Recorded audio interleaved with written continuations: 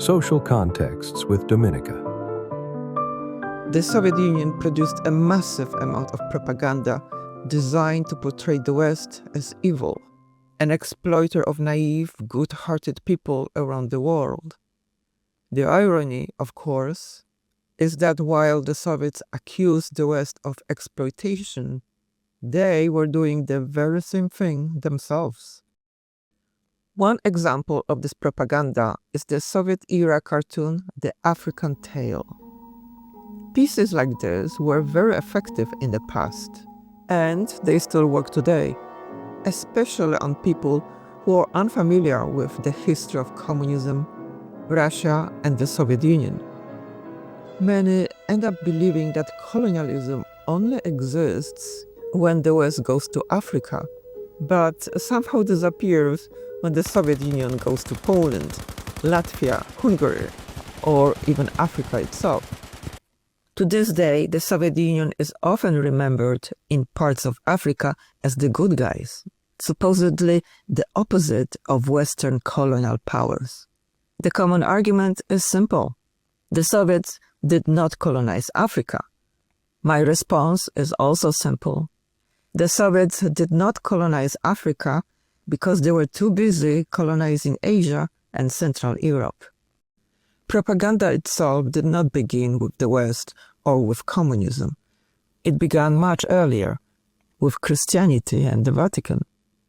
The word propaganda was coined in 1622, when Pope Gregory XV, alarmed by the global spread of Protestantism, proposed the creation of a new office within the Roman Curia, the Office for the Propagation of the Faith, or Congregatio de Propaganda Fide in Latin. Its purpose was to supervise missionary efforts in the New World and beyond. Gregory wrote about those he saw as lost believers. The sheep that wretchedly straying, it is to be desired that, inspired by divine grace, they should cease to wander amidst heresies, but be placed in the pasture of the true faith, that they may be gathered in saving doctrine, and be led to the springs of the waters of life. The meaning of the word propaganda is this: an entity pushes its own version of truth and principles onto society, truths it considers righteous, but which others may see as subversive or false. Like the Vatican before it, and later the West, the Soviet Union was deeply committed to propaganda from its very beginning. What many people do not realize is that early pro-socialist propaganda in Russia was financed by the West, especially Germany and Austria. Germany, with support from Austria and the Ottoman Empire, helped finance the Bolshevik Revolution.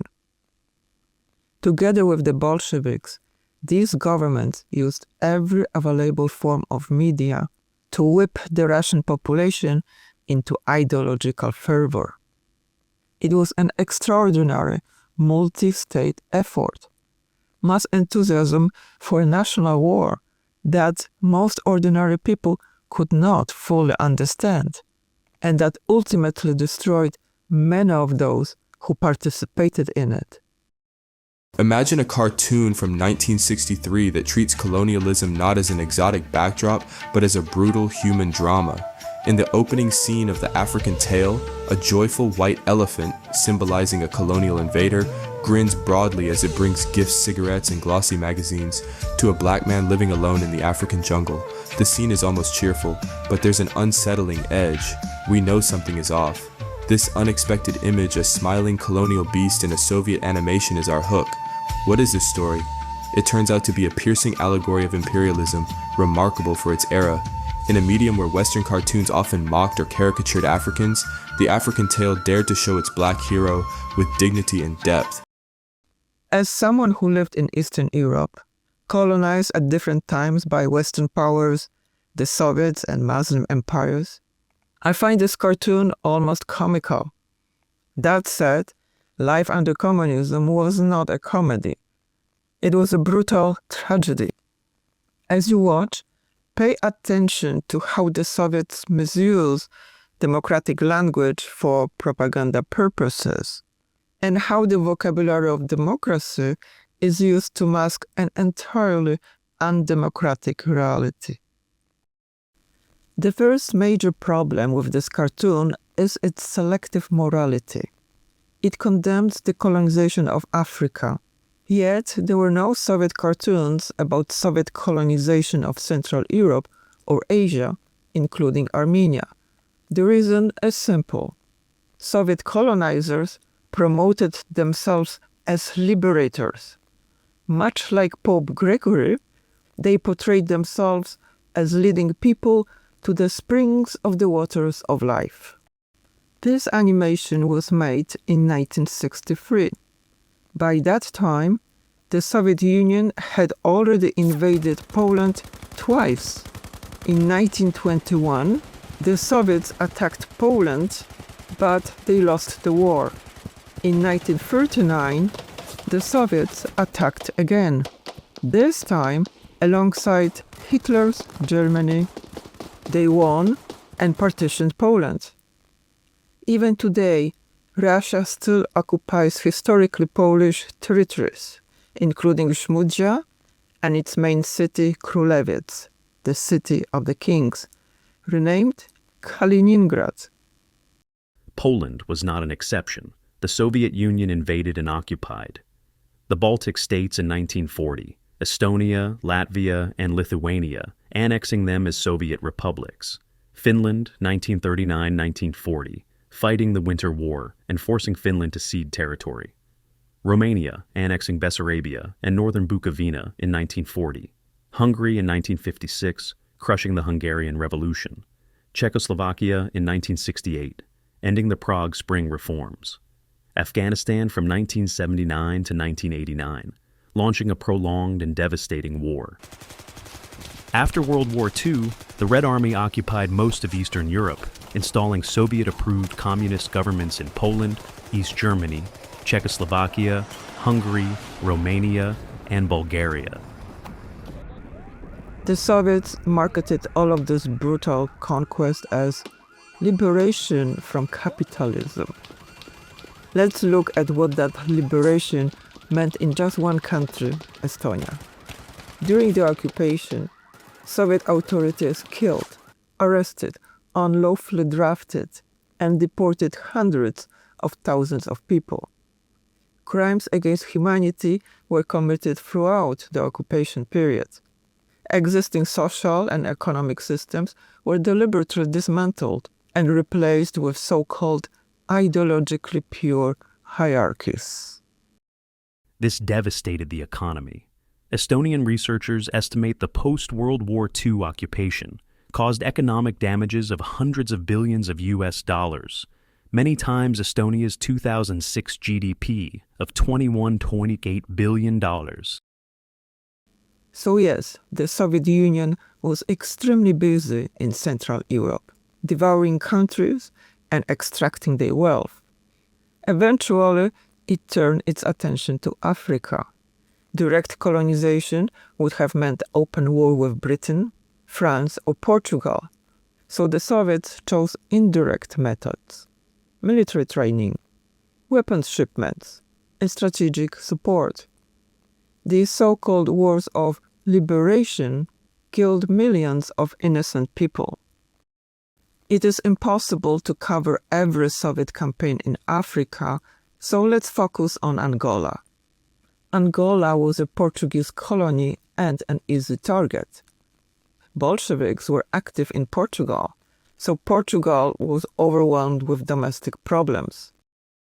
One military specialist recalled, "During yet another crisis in Angola, we used to transport weapons there via planes and ships. There were tons of it. The scale of Soviet involvement was enormous."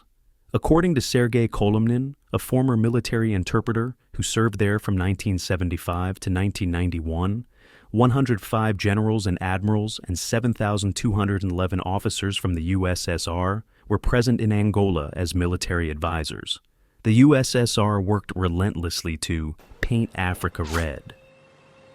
The Soviets established especially close ties with countries following the so-called socialist development model, including Guinea, Ghana, Congo, Mali, Ethiopia, Angola, Mozambique, and Benin. Soviet military advisors played key roles in several major conflicts. The Angolan Civil War, 1975-1992. The Mozambique Civil War, 1977-1992. The Ogaden War between Ethiopia and Somalia, 1977-1978. In each case, African countries became a chessboard for Moscow and Washington. As Colomnin explained, no one sent the Soviet army there, but our advisors, our specialists, paramedics, pilots, all were there. The military support was decisive, and the pro-Soviet side prevailed. During the Cold War, the Soviets saw themselves as an empire of justice. Both the West and the Soviet Union claimed they were working toward the betterment of humanity. The Cold War was, in reality, a global confrontation between two competing versions of modernity.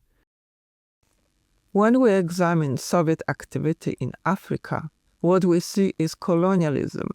Like Western colonial powers, the Soviet Union believed its system was superior and needed to be imposed on societies it viewed as backward or pre-modern.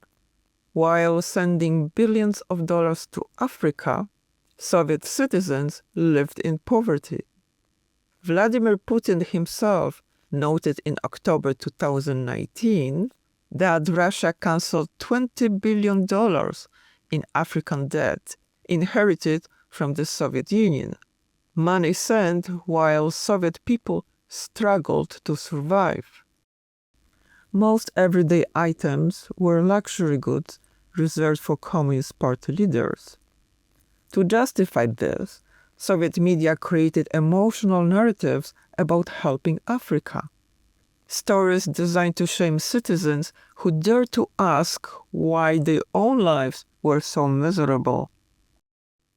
The cartoon claims to expose a flawed Western system built on inequality. But that description fits the Soviet Union perfectly. It was a system built on flawed beliefs and ideologies that created and sustained extreme inequality.